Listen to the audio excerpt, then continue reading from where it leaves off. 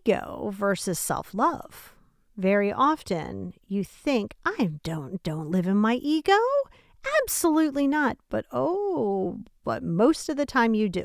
That is what we're going to talk about this week. Welcome to episode 71 of the Positivity Experience, Ego versus Self-Love.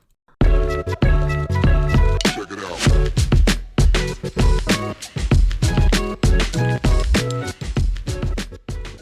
Hello, and welcome back to the episode 71 of the Positivity Experience. It's your girl, Lori. And before we start, I want to give a huge shout out to all of the brand new Patreons.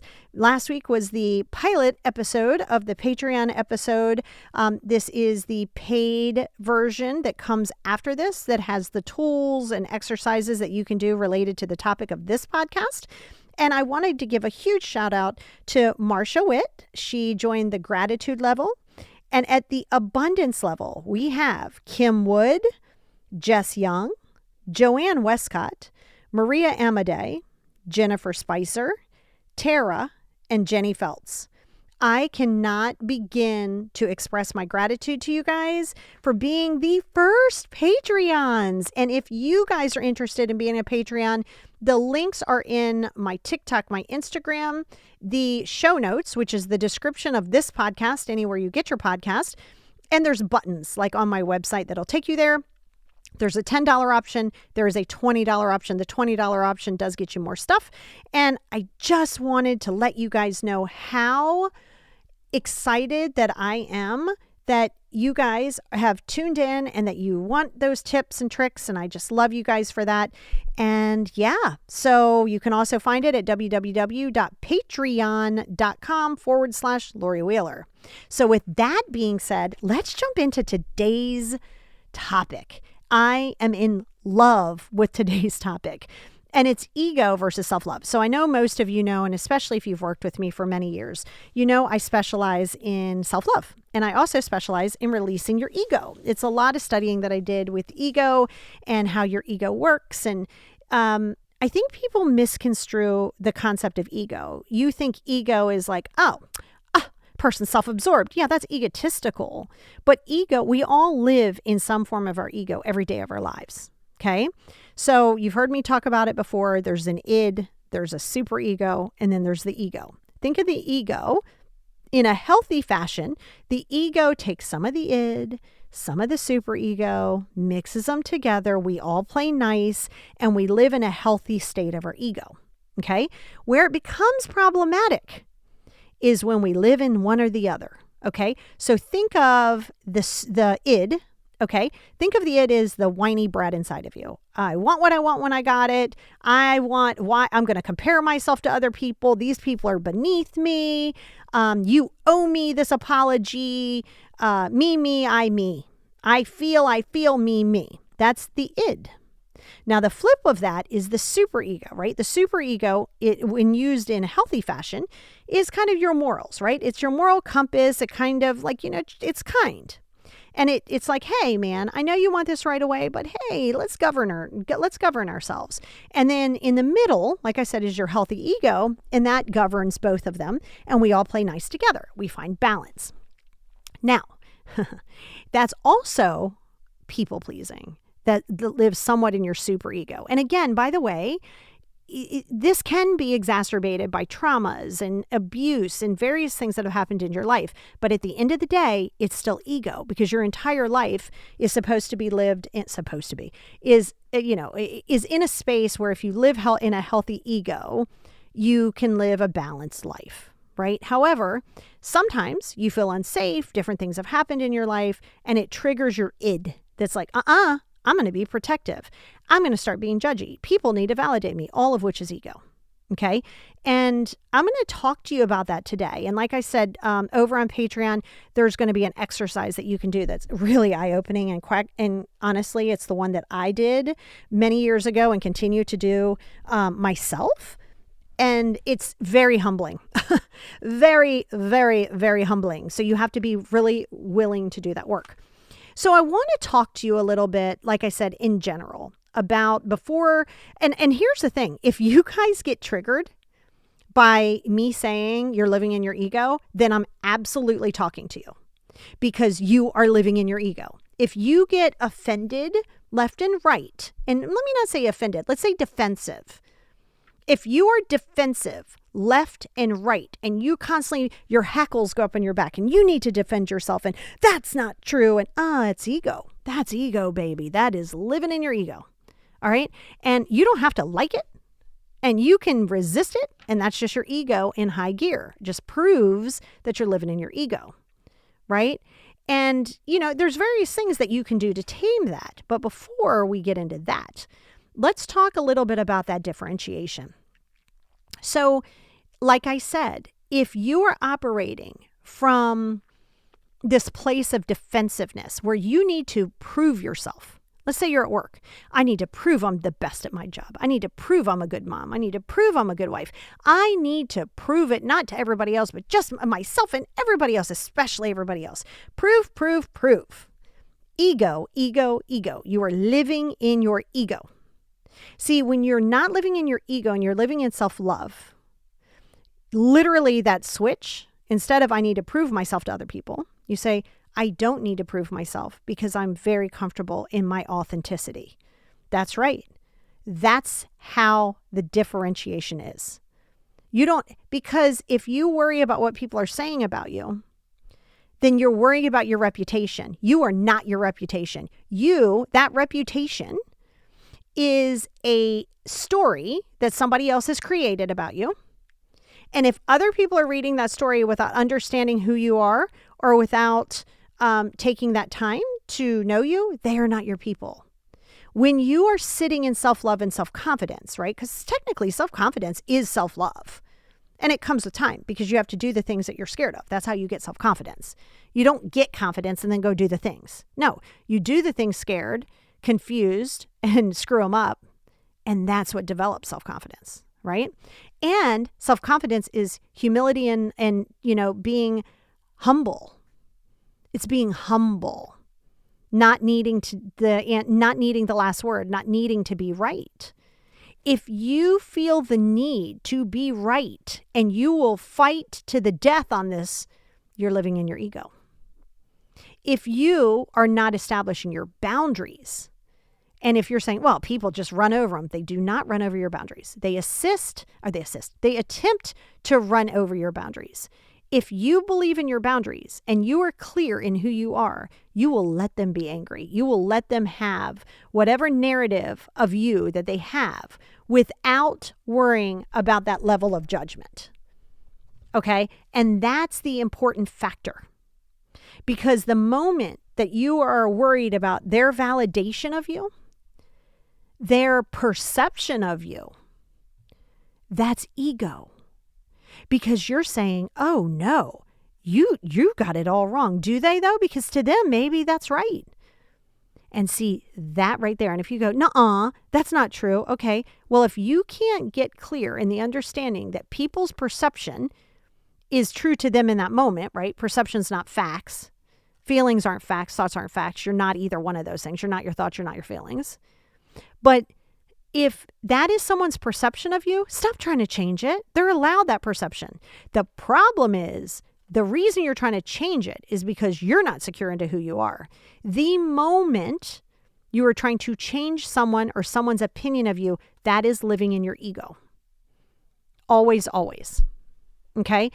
There's not a sample where it isn't. It's living in your ego. And if you're like, well, I don't want to get hurt. Yep, that's still ego. Again, I'm not telling you ego is bad. A healthy version of an ego carries no ill will and no hostile emotions and no fears. It does give you like, hey, keep your head on a swivel. You're going through the city. Be aware. Yeah, it's not paranoia. It just gives you alertness. So, like I said, ego can be good if you have it in a stable, tampered down check. All right. So that's really important. And that goes into your bruised ego. Okay. Somebody says something, or you thought you were going to go for this job and you did this interview and you had 3 interviews. You're sure you had it. And Becky in finance gets this job and you're like, she has only been here 3 months. I've been here 3 years. Why is she getting it? Ego. That's a bruised ego. You're allowed your feelings. See, remember, you feel your feelings. An ego tells you to fight your feelings. An ego tells you to blame other people for your situation in your head, right? You could be in a physical situation that someone puts you in, but your mindset is always yours. Always. And a bruised ego is like, damn, I thought I was going to get that. Well, I took that L. And now you feel some kind of way because you have attached your worth to an accomplishment. When you attach your worth to an accomplishment, that's your ego. That's solely your ego. Because, and this is something that we'll do in a separate topic of a podcast and probably a YouTube and a meditation and everything else. The moment you do anything with an expectation, that's not really living in your ego. But if you're already living in your ego, this can become problematic. Okay. So what I mean by that is don't go for the run because you're trying to lose weight. Go for the run because you want to hear the birds. You want to listen to the podcast. You want to listen to some music. Do it with zero expectations. If you enjoy helping people, do something with helping people without the need to have something in return. You know, if you want to do yoga, do so without the need of being, oh my God, I got to do yoga to get in my headspace. I got to do yoga so I can feel balanced. Okay, you're doing it with an expectation. Just be present. See, the art of being present is to release every bit of that ego. Okay, obviously you're going to have to do this every day because your ego doesn't go anywhere. That's part of who you are. But you have to check it.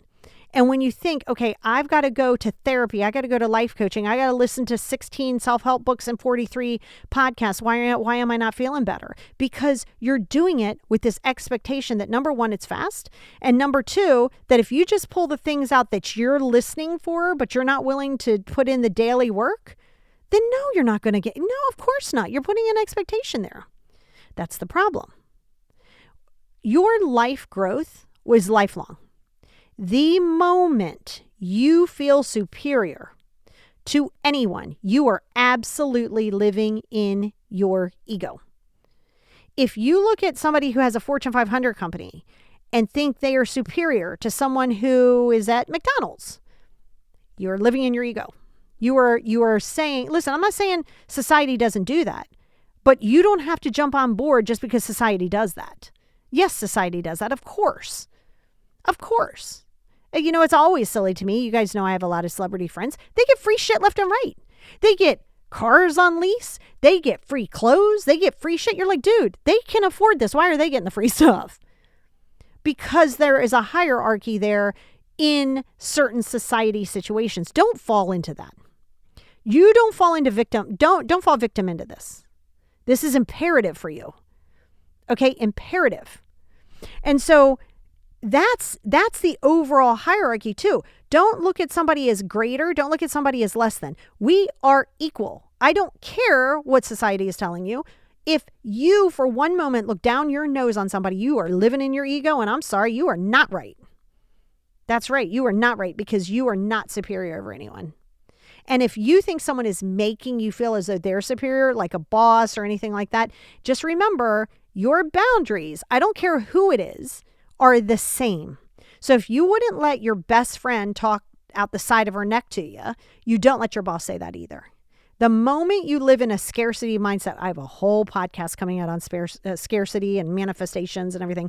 The moment you live in a space of lack or a fear of, believe it or not, that is still living in your ego because you're trying to control a narrative, right? Yeah, sometimes your ego can be helpful. But again, when it overtakes you is where it's problematic, right? Because you have this false self-image. Ego is a false self-image with all of your conditional beliefs.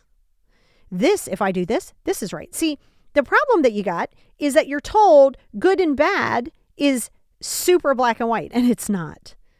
See, what's good for us, I'm here in the United States. I know so many of you listen overseas, by the way. I love you guys. Thank you for that. Hello to my lovely friends down under. And here's the thing, though. What is right for us here might not be right for somebody in a different country, and vice versa. Does that make them wrong? Because if your answer to that is yes, that's your ego. Because a person is going to look what is right based on the information that they are given to them, which is a limited belief system. And then it's up to them to make up their own mind. This is where mindfulness, vulnerability, release of control, being okay with the unknown, and accepting that you only have this moment in time. And obviously, it takes time and daily practice. When you get there, you are living in self-love. When you do not need somebody's validation and you are good with your own self, that is self-love and self-confidence. When you can ask for advice and take it into consideration and not think that you know more than the person you just asked for advice, and you listen to it and you consider it versus listen to it and go, that's wrong. Well, then don't ask for advice. Stop thinking that you asked for a reason. Just like trying to do everything yourself, trauma response, yes, also ego. If you think no one can do it better than you, ego. If you think I have to do it all or it's going to get screwed up, what's screwed up mean to you? Well, the bill might be late. Okay, let it be late. And then let the person know, hey, it's late. There's a late fee. You're going to need to pay the late fee, right? That's my thing. Stop trying to do it all by yourself. That is 1000% living in your ego. Okay? Just like reacting, not responding. If you go straight into reaction, boom, 0 to 60. Yeah, that's ego. Where if you take time, process, maybe even walk away, don't get the last word, let them win the day. See, when you accept that you don't have to be right, that you can be happy, oh boy, you are unstoppable in your growth. If you need to get the last word in, if you need to prove someone wrong, if you need to hold on to a grudge, ego, ego, ego. What's the flip side of that? Well, that you can look at someone, not agree with the actions in which they're taken, not agree with maybe their lifestyle or whatever it is that you don't agree with. You're allowed that. 1000%. You're a human being. You don't have to think, you're not a droid. Okay? But can you just go, okay, it's not really my jam. It doesn't work for me. I can see them getting ready to run into a brick wall, but it's not my brick wall to not run into, right? When you can get there and be able to look, disagree with something without being triggered to explain to somebody why it's wrong or to save them from hitting that brick wall. When you can look at it and go, this doesn't align with me, I don't have to fix them. It's just not somebody that I would normally vibe with. I mean, don't you know those people like at work or people you surround yourself with just because they have to be there? And you're like, yeah, they're cool. Like we have a good time, but probably not somebody I would hang out with outside of work. Yeah, well, that's fine. But that being said, don't go asking that person for advice either. And don't go worrying about what that person's doing. You know what I mean? Like you get all up in your headspace that people have to like you. Well, that's egotistical. And I'll tell you why. Because you don't even like everybody. You don't vibe with everybody. I didn't say you don't love people. I didn't say you're not compassionate, but you do not vibe with everybody. So why in God's green earth do you think that they should vibe with you? They should not. And that's okay. That's what makes this beautiful world go round. That's why Baskin-Robbins has 31 flavors, but hell, we probably have hundreds of flavors now. Because some people like chocolate and some people like vanilla. And some people like every other thing in between. Does that make you wrong because you like vanilla and I don't? Well, no, it doesn't. It just makes me understand that I'm never going to offer you chocolate because I know that you like vanilla more than you like chocolate. Because remember, the issue with that is that it's a narrow, myopic mental perspective. Very narrow. Haven't you ever heard somebody say narrow-minded? One of the biggest things that I will tell you that helped me years ago, outside of the practice that I just gave the Patreon people, my lovely listeners over there. Another thing that really helped me was the fact that I do have clients in various continents, different cultures, different religions, different ways of living. And man, has that helped me. Because I know, and I'm very earthy, crunchy, I'm very Buddhist and very like, shamanism, and it's very peace, love, and happiness. I'm very much a hippie. And that resonates with me. That may not resonate with you. That doesn't mean I'm wrong. That doesn't mean you're wrong. That just means that, that there's a reason that they tell you not to talk religion and politics. There's a valid reason. That's one thing I learned. I was born in 1971. And politics were not great, but they were not as bad as they are now, I don't think, like as far as the division. But that's the first thing that they tell you. And I mean, that's a good bit of wisdom there. Don't talk religion, don't talk politics, because now, that being said, when your ego's in check and you're living in self-love, you can listen to someone else's description of what's happening and make your own decisions on it and not judge them for having that belief system. I mean, I have people that I work with who are Muslim, who are pagan, who are Christian, who are Catholic, who are Jewish, who are Seventh-day Adventist, who are Scientologist, who are practice Kundalini. I mean, I have them. And I love it because I might take a little bit from here and a little bit from there. Judaism, right? There's beautiful things when you allow yourself not to be so myopic and narrow myopic vision. You're able to appreciate and learn. If you think that you are too smart to learn, that you are an expert in such and such field, even experts listen to other people. That is a fact. Therapists need therapists, the coaches need coaches, doctors need doctors. If you think because somebody is a top doctor of the world that they can be like, shit, I can treat myself. Wrong answer. No, And if they think that, that's definitely them living in their ego. Now, they might have more education on it than you and I would, of course, but they're always going to at least ask for a second opinion. Why? Because when you get to the space of understanding that when you release that narrow-minded ego, this part of your ego, the amount of growth and life and the vision that you see other people in. I mean, the craziest thing on the planet is we live in a world, no matter where you're listening to this, that looks at somebody's gender, color, religion, and people get judged for that. I mean, they have, I think, long before I was born and probably many, many moons after, right? Is understanding that you can't change everyone. So stop trying.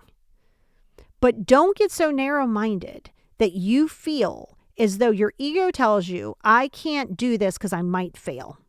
If you fear failure, yes, it's trauma, yes, it's anxiety, but it is also ego. If you fear failing, that is ego. You are saying, oh, what if I screw this up? Yes, great. That's amazing. Because now you know what doesn't work. And maybe you say, I'm going to be a tennis player. Okay, I'm going to play recreational tennis. Okay, I'm going to get out there and I'm going to look like a toddler playing. But if I go, I suck at this. I've done it 5 times and I'm not improving. I'm quitting. If you're constantly in quit mode because you haven't mastered something the first 5 times you tried it, that's ego. Okay, what is not ego is the being humble and the humility to say, ooh, I really have egg on my face on this one. I sucked. I stunk up the joint. I'm going to try that again. I know I cannot sing. I'm literally tone deaf with my own voice. Does that stop me from singing? Absolutely not. Do I care that everybody says I sound like I'm drowning cats? No, I do not. Because I'm going to keep singing. But if I allowed that to happen, where I was like, I suck at this, that's my bruised ego saying, because I'm not good at something, I shouldn't do it. False narrative, massive parts of living in your ego. So that's why you have to check yourself, right? And that's the whole thing with trying to do everything by yourself. Come on, man. The most successful people on the planet ask for help. The most successful people on the planet and the people who are humble and just live with that level of humility, they are able to listen to someone constructive criticism wise and take what they want and release what doesn't serve them and be able to learn from their peers and be able to learn from someone that other people might say, how did you learn from looking down at this person? Why would I look down at a person? The amount of things I learned from my daughter who's 15, other people in my life, other people in the same profession, the amount of things that I learn, I'm in awe with. The moment I feel like I'm superior, then I have to check myself. I have to go skirt, hard pass. Now, that being said, I'm also not going to walk around trying to prove myself to people. If people are like, oh, that sounds stupid. Okay, well, I'm not going to engage with this. For me to engage in it means I feel so passionate that I am so smart in my genre. Listen, I know I'm good at my job. That doesn't make me egotistical. It makes me confident because I've been doing this and, I've had to switch things and change my line of study and then change my line of study again and then change, why? Because I was like, it's not working. And instead of looking and going, you wasted time, I never wasted time. There were different mistakes and failures I had to make in order to get me on the right path to do what I'm doing now. And you think I'm stopping? I'm not. I have various avenues that I'm looking at. I'm not trying to get it fast, though. I'm not into vanity metrics. I don't really necessarily care about numbers and all. It's great. You use them for algorithms and things that you need for marketing, absolutely. But I'm not married to it. It doesn't define me, right? So I just say that to you because those are the things. Here's a big one. If you are taking everything personal, you, my dears, are living in your ego. Yes, I know it's anxiety. Yes, I know it's trauma. It is also ego. When you take things personal that people are saying, and sometimes they're not even saying it to you. Sometimes this is some weird imagination thing that you got going on, some paranoia that kicked in. Like, oh, I saw them looking over here and they were laughing. Like, what are they talking about? They must be talking about me. I'm going to tell you right now, with my ADHD, you could be standing dead in front of me. I might stare right at you, through you. You might think I'm looking at you. I'm looking through you. I'm not even paying you any attention. And if you're like, oh my God, she gave me this look. I wasn't even thinking about you. Because I promise you this, the amount of people that you think are thinking about you all the time, they are not. So your ego gets bruised when the cheating partner is out with the best friends and they're at a bar and they're getting white girl wasted. Okay. And they're out there chilling. And you go, I can't believe that they're out there living that life. Why? They're allowed to do that. Your ego is bruised because you think they should feel some kind of way to grovel back to tell you how wrong they were, to apologize, to take accountability. And yes, to wait for accountability in order to heal is absolutely your ego. Okay, I talk about it all the time. My dad never took accountability and he never had to for my healing. The moment you say you can't move forward without their accountability, you have literally given over their power, your power to them. They are controlling the narrative. You're stalking their page. You're looking at everything they do. You're wondering, after you block them, you're out at a bar one night, you have your best friend go and check their socials. Why are you doing that? Well, because I can't believe it. Why? You have bruised ego, baby. That's it. That's why you're not feeling your feelings. You're blaming. Remember, people's actions, as bad as they can be, and this is more as an adult, not so much a kid, are not responsible for your feelings. They create an action. You create the emotional response to it.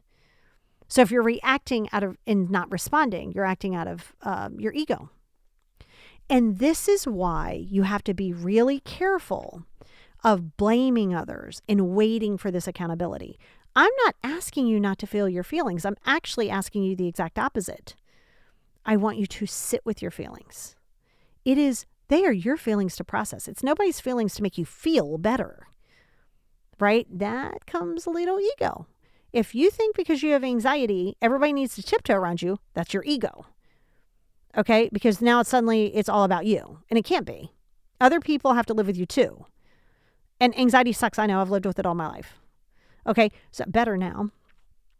But, doesn't mean that goes away forever. Comes and goes. And again, that's the thing. If you feel embarrassed about something, that's your ego because you worry about your image. If you're worried about your image, that's a problem. Now, listen, I'm not saying I don't get Botox. I get Botox and fillers and everything else I can get on my face. I do it for me, but I don't do it just for like vanity metrics. I do it because I like it. If you get Botox, not only does it's magic to me. I love to see the moment I start getting crow's feet and I get those injections, like 3 or 4 days later, I don't have any more. That's magic. That's sorcery. Why would I not love that? Plus, I'm not going to lie to you. I like how it looks on me. It does make me look younger. I don't have to have it. If I never got Botox again, I'd be fine. I wouldn't feel some kind of weird way. right? Now, if I'm getting Botox and I feel like I have to get Botox in order to look good, now we're living in our ego. Okay. But honestly, anybody who's on social media has a little bit of level of like mild narcissism. And I feel like most humans carry narcissistic tendencies with them. All humans do. It's just, it doesn't turn into NPD where it becomes really bad. So, those are the things, right? So if you're living in your ego, you're taking things personal, versus if you're living in your self-love, you're like, okay, obviously this is a projection. Because remember, when people are judging you, it's a projection. It's not really about you at all. You're just the target. Your bruised ego is where you're like, oh, well, I thought I was going to get this. Oh my God, I didn't. The moment you think because you didn't make an accomplishment that you're a failure or that you're less than, that's ego. Remember, the moment you attach your worth to accomplishments or to expectations, you're living in your ego and you're setting yourself up for failure. So it's not even just about the ego, and be open to hearing other perspectives, learning other cultures, learning about history, learning about something you didn't think that you would ever like, trying something new. Stop saying you don't know who you are and what you like, but yet you don't want to try things. Go kayaking. I'm not really into water. Okay, well then I don't know what to tell you. I'm not going to help you and just try to get you to do something that's comfortable. That will never be my jam. Not in a million years. Okay? So those are really important things. And the moment you're putting other people down and things like that, you want to be careful. So what are some positive things that you can do? Well, one is sit in your feelings, right? Sit with them, feel them. Don't go, woe is me, but feel them. Don't blame other people. You are responsible for your feelings. Sit with them. Be humble. Like Kendrick Lamar said, sit down, be humble. Okay? When your mind wanders to different place, when you're trying to figure this stuff out, come back to your breath, mindfulness. You only ever have this moment in time. Right? So mindfulness is something that's always mindfulness and self-love is like the root to everything. It's like, that's literally kind of like the foundation to everything. Drop your sense of separation. Like they're better than me. Stop that. No one's better than anybody. Check yourself. Failing. Analyze why you fear failing. Well, because then, it's not about what other people think about you ever. You are supposed to fail multiple times for like various parts of your life. That is not only keeps you humble, but it also redirects you and lets you know what you like, what you don't like, what you're good at, what you're not good at. All good. Don't fear it. And the flip side of that is focus on your strengths. I don't have strengths. You do. Every human has some kind of a strength of something. I don't care if it's like the way I fold my towels is amazing. Everybody loves the way I can make swans. Well, great. Own it. It's a strength. If you judge it and go, yeah, but I'm not a singer or an actor or a lawyer or something. Like, I don't have that talent. Okay, why are you judging this? You have a strength. Stop making it seem like it doesn't matter. Okay? And here's the thing. Release that pride, baby. Your pride says you have to be right. Pride is all ego. Pride is ego. Take pride in your house. Really? Okay, I like my house. My bed is not made. No, sometimes it is, sometimes it is not. If you walk in this house and you judge me based on my bed not being made, trust me, there's a good chance you wouldn't have been coming over in the first place. Because if you're going to judge me based on something that you think, it's just a whole thing, right? And my pride isn't going to make it seem like I'm not allowed to tell you if I'm like wrong. If I'm wrong, I will apologize to you. I won't do it serially. And if I don't feel I did something wrong, I will say, I'm sorry you felt that way, but I am not apologizing. So drop your sense of pride. This all takes time, right? It takes time and energy to live in your ego. And that's where you have to be really careful, man. Because living in your ego will lead to disappointment, will lead to expecting you out of people, will lead to not releasing things that doesn't serve you, will need to control everything, will not be able to move forward without an apology or accountability, will take things personal, will judge everything and anybody that walks. Oh my God, how exhausting and how miserable is that? So you get to decide this. How do you want to live? It's hard. Listen, that's never going to fly with me. You don't get to say it's hard because life is hard. Choose your heart. And when I say choose your heart, you can stay in a situation. And if you focus on the pain of the situation versus looking for the lesson and then looking for the solution, that's where you find that soothing and that love. It may not work in the timely fashion, but it's all mindset. All mindset. So, I want you to really check yourselves, right? And say, gosh, where did this come from? That's what I want you to do. And then you have to ask yourself, are you willing to drop it? Are you willing to not be right? Ooh, that one's hard, right? Shouldn't be. Let them be right, baby. Let them win the day. Oh, then they feel like they got over on me. Okay, so the fact that you're trying to prevent them getting over on you, you are now carrying in this animosity and you're thinking about it at 4 o'clock in the morning. Guess what? They been got over on you now. They got you. To release them, to process your feelings healthily, to allow yourself that anger, that sadness to process without blaming, feeling it. Double journaling it, positive, negative journal, gratitude journal, data dump journal, mood journal. If you're doing those things consistently, no one cares how you feel here. Like, I don't feel like gratitude journaling. Okay, well then don't. But then don't tell me I don't understand why things aren't working. Like, that's the thing. You can't ask for the tools and the knowledge and then not like it and then not want to do it because it's not fun. It's not supposed to be fun. Some of it will be when you start accepting that it's going to be hard too. And that, guys, is the difference between, that's just touching the iceberg, like touching the iceberg of ego versus self-love. And that's why it's really important to walk hand in hand healthily with your ego without letting one of them flare. So yeah, guys, you got a lot to think on. I love you guys. Once again, thank you always for tuning in. The fact that you're here is spectacular and amazing to me, and it does not go unnoticed. It does not go unnoticed. I am grateful for you each and every day. You can share this if you think someone could benefit from this podcast, share this with them. If you're interested in being a Patreon, all of that information is in the show notes. With that being said, have an amazing day and embrace yourself. Concentrate on you. Let go of things that no longer serve you.